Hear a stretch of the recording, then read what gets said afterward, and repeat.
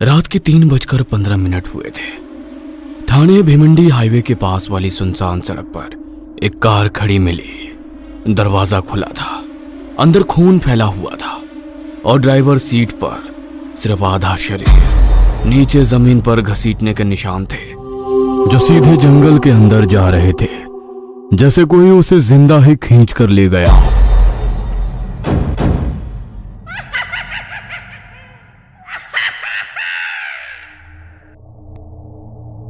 विवेक के लिए ये बस एक और रात थी। लॉकडाउन के बाद काम कम हो गया था और रात की सवारी ही उसका सहारा थी। उस रात करीब 12:40 पर वो उसी सुनसान सड़क से गुजर रहा था।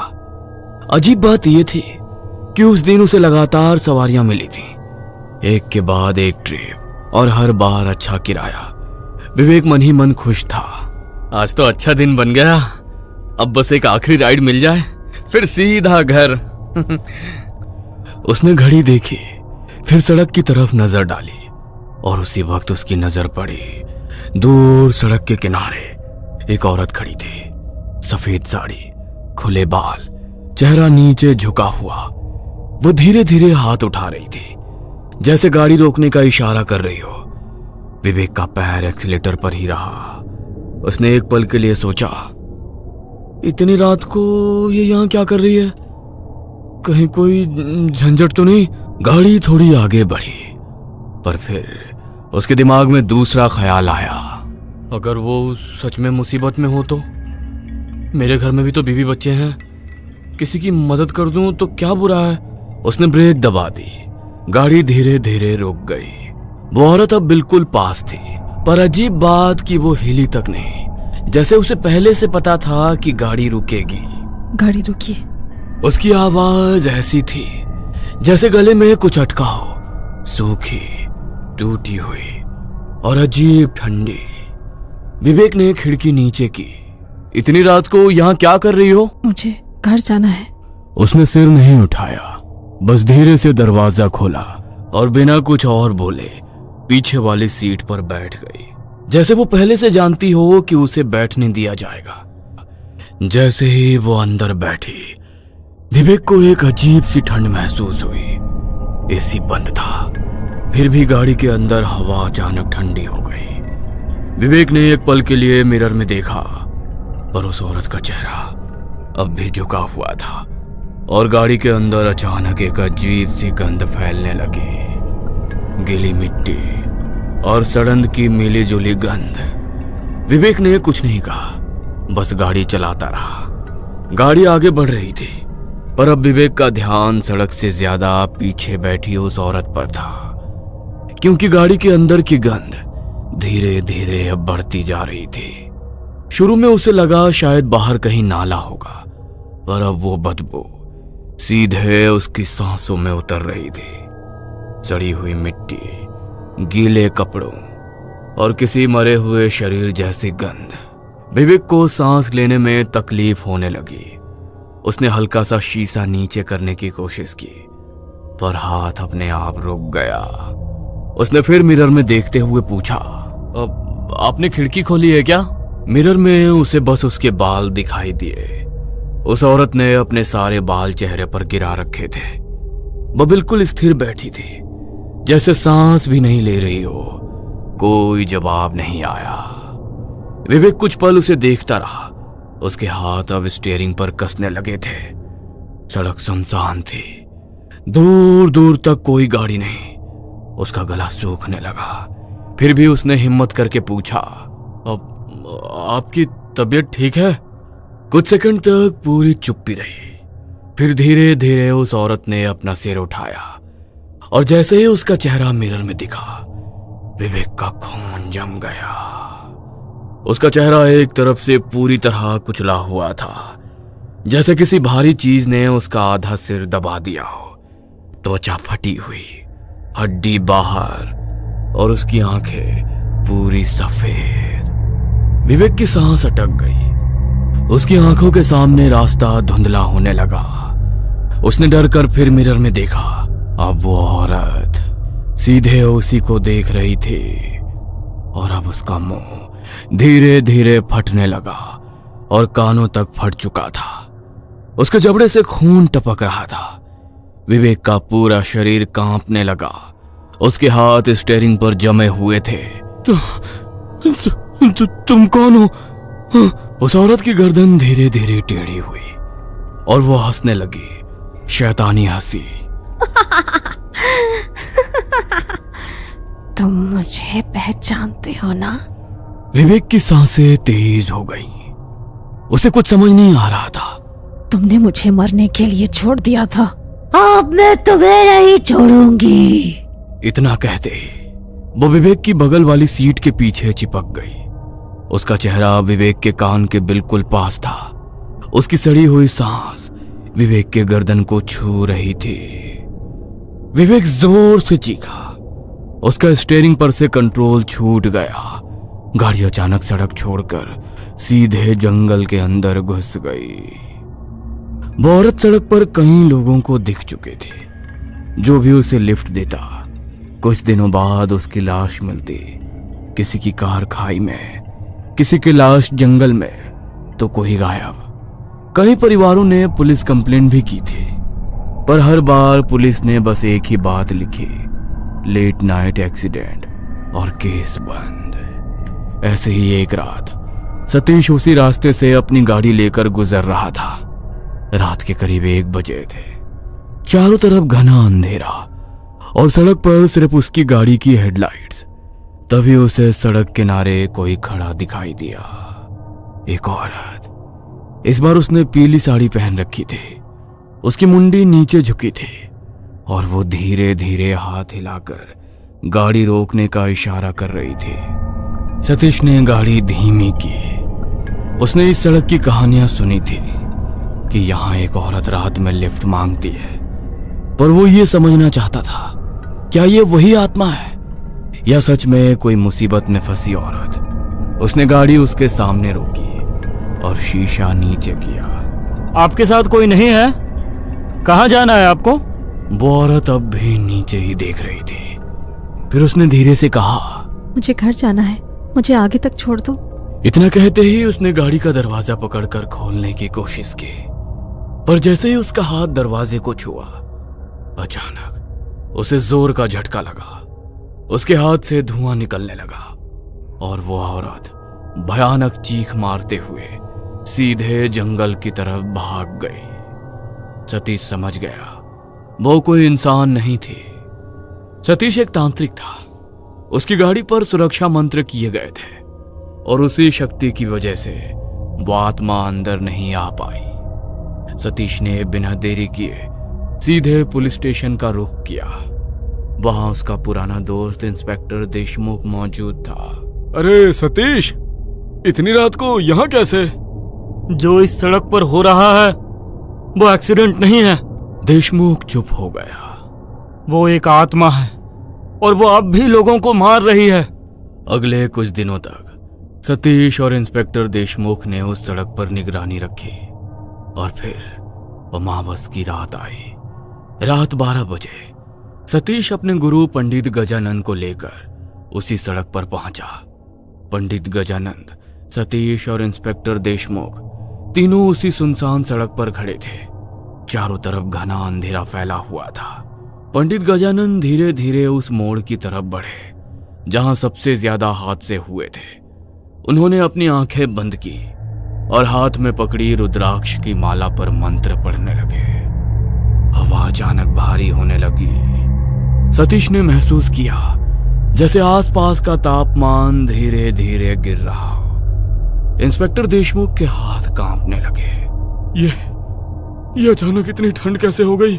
पंडित गजानंद ने सड़क की मिट्टी उठाई, उसे सूंघा और फिर अचानक उनकी आंखें खुल गईं। यहाँ सिर्फ मौत नहीं हुई थी, यहाँ किसी की पीड़ा अधूरी रह गई है।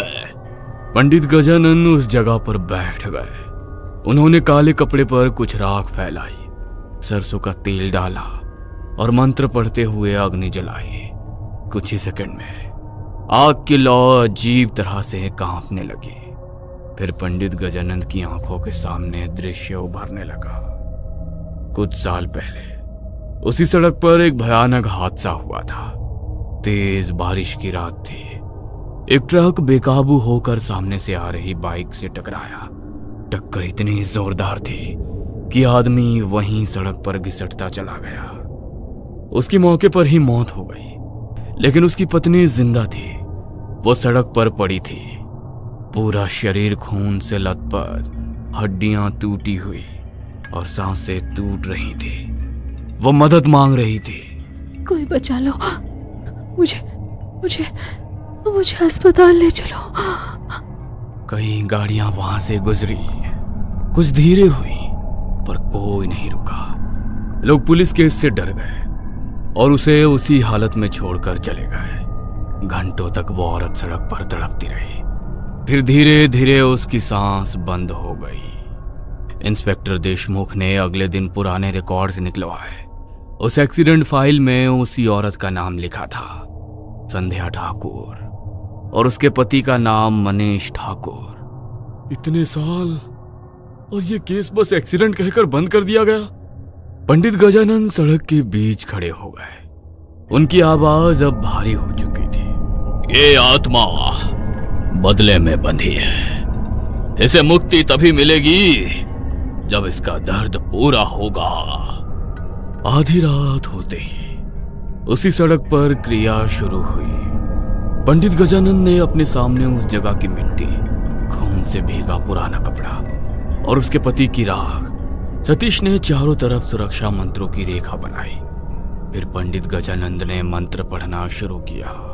ओम श्रो काल भैरवाय नमः।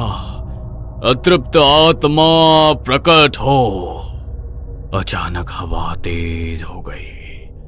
पेड़ जोर जोर से हिलने लगे। सड़क पर धूल उड़ने लगी और फिर जंगल की तरफ से एक लंबी चीख सुनाई दी, इतनी भयानक कि इंस्पेक्टर देशमुख के हाथ से टॉर्च गिर गई। धीरे धीरे अंधेरे में एक आकृति दिखाई देने लगी। वो औरत थी। इस बार उसका पूरा रूप सामने था। आधा शरीर कुचला हुआ, आंखों से खून बह रहा था, हाथों की हड्डियां बाहर निकली हुई थी और उसका मुंह कानों तक फटा हुआ था। उसकी सफेद साड़ी अब पूरी तरह लाल हो चुकी थी। वो धीरे धीरे सड़क के बीच आकर खड़ी हो गई और फिर अचानक उसने सिर उठाया। उसकी सफेद आंखें सीधे पंडित गजानन की तरफ थीं। फिर वो जोर से चीखी, मुझे मेरा इंसाफ चाहिए। उसकी चीख के साथ ही सड़क की सारी लाइट्स एक साथ बंद हो गईं और जंगल के अंदर से ऐसा लगा जैसे सैकड़ों लोग एक साथ रो रहे हो। हवा इतनी तेज हो चुकी थी कि सड़क किनारे लगे पेड़ झुकने लगे। इंस्पेक्टर देशमुख डर कर पीछे हट गया। उसके हाथ कांप रहे थे। सतीश ने तुरंत उसके कंधे को पकड़ा। रेखा के बाहर मत जाना, जो भी हो पीछे मत देखना। सड़क पर बनाई गई राख और सिंदूर की रेखा अब धीरे धीरे टूटने लगी थी। संध्या सड़क पर घिसटते हुए आगे बढ़ रही थी। उसके टूटे हुए पैरों से खून की लकीर बन रही थी। उसकी गर्दन एक तरफ टेढ़ी थी और हर कदम के साथ हड्डियों के टूटने जैसी आवाज आ रही थी। अचानक वो हवा में उछली और सीधा पंडित जी के सामने आकर रुकी। उसका चेहरा अब कुछ इंच की दूरी पर था। उन्होंने मुझे मरने दिया, मैं तड़पती रही, कोई नहीं रुका। पंडित गजानन ने अपनी माला उसके सामने फेंकी। माला उसके शरीर से टकराते उसके शरीर से धुआं निकलने लगा। संध्या जोर जोर से चीखने लगी। उसकी चीख इतनी भयानक थी कि इंस्पेक्टर देशमुख के कानों से खून निकलने लगा। अचानक चारों तरफ अजीब दृश्य दिखने लगे। सतीश को सड़क पर कई खून से लथपथ लोग दिखाई देने लगे। वो सारे लोग जिन्हें संध्या की आत्मा ने मारा था। किसी का सिर फूटा था, किसी की आंखें बाहर, कोई सड़क पर घिसट रहा था और वो सब धीरे धीरे पंडित गजानन की तरफ बढ़ रहे थे। ये क्या है? ये उसकी पीड़ा है, उसका श्राप। पंडित गजानन सड़क के बीच बैठ गए। उन्होंने अपने हाथ में संध्या के पति की राख उठाई और अग्नि में डाल दी। फिर उन्होंने उस जगह की मिट्टी और खून से भीगा कपड़ा एक साथ आग में फेंका। हवा अचानक और तेज हो गई। आग की लपटें काली होने लगी। पंडित गजानन ने अपनी आंखें बंद की और जोर से मंत्र पढ़ना शुरू किया। ओम काल भैरवाय प्रेत बाधा विनाशाय स्वाहा। अतृप्त आत्मा अपने बंधन छोड़, जिस दर्द ने तुझे बांधा उसे अग्नि में समर्पित कर। संध्या अचानक जोर जोर से तड़पने लगी। उसका शरीर कभी बूढ़ी औरत जैसा दिखता तो कभी अजली लाश जैसा। वो सड़क पर नाखून मारने लगी और फिर सर पटकने लगी। मैं मरना नहीं चाहती थी, मैं बस बचना चाहती थी। उसकी आवाज अब डरावनी नहीं, दर्द से भरी लग रही थी। पंडित गजानन धीरे धीरे उसके करीब गए। उन्होंने राख का एक हिस्सा संध्या के सिर पर डाला और फिर अपने हाथ से उसकी आंखें बंद कर दी। अचानक संध्या को ट्रक के पीछे से एक आदमी की धुंधली आकृति दिखाई दी। वो उसके पति मनीष की आत्मा थी। वो धीरे धीरे संध्या की तरफ बढ़ा। संध्या ने उसे देखा और पहली बार उसके चेहरे पर डर नहीं, सुकून दिखाई दिया। आप वापस आ गए? मनीष ने उसका हाथ पकड़ा और अगले ही पल संध्या का शरीर धुएं में बदलने लगा। उसकी फटी हुई त्वचा, टूटी हड्डियां और खून से भरा चेहरा धीरे धीरे गायब होने लगा। फिर एक आखिरी चीख के साथ वो दोनों अंधेरे में विलीन हो गए। अचानक सब शांत हो गया। हवा रुक गई, पेड़ स्थिर हो गए और पहली बार उस सड़क पर डर नहीं था। इंस्पेक्टर देशमुख धीरे धीरे सड़क पर बैठ गया। इतने साल वो बस इंसाफ चाहती थी। उस रात के बाद उस सड़क पर कभी कोई हादसा नहीं हुआ। लोग कहते हैं आज भी अमावस की रात अगर कोई उस मोड़ से गुजरे तो उसे सड़क किनारे एक औरत और एक आदमी साथ चलते दिखाई देते हैं।